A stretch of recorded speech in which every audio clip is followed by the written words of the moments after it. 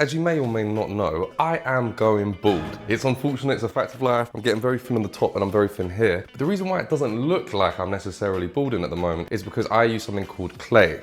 Now, a lot of people, they will use pomade, they will use things like gel. But if you have really thin hair, what gel does is it makes the hairs group together and makes them really thin throughout. So it actually looks way worse. But the reason why my hair looks a little bit thicker is because I use this. The one that I use in particular is from 7 Potions, of course. That is the brand that I love, so that makes sense. But it's kind of like a little bit thicker. As you can see, I've absolutely demolished this. I've already put a little bit in my hair, but I thought I'd show you the difference it makes. So I make sure it's towel dried first. Make my hair as dry as possible before putting this on. And then you only want a tiny bit.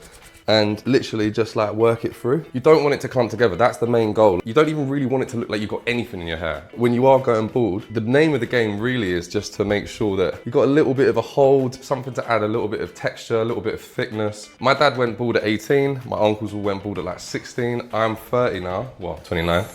And I'm doing quite well. However, obviously, you know, time is our biggest enemy as men sometimes. I'd say this is what I'd recommend, essentially, if you are thinning on the top. Because look, I don't think you'd be able to necessarily tell. Obviously, my hairline used to come down to here, so, so I can tell, but maybe you can't. Really recommend it. 7 Potions Hairstyling Clay. It's absolutely fantastic for men who have that kind of more thinner texture to their hair.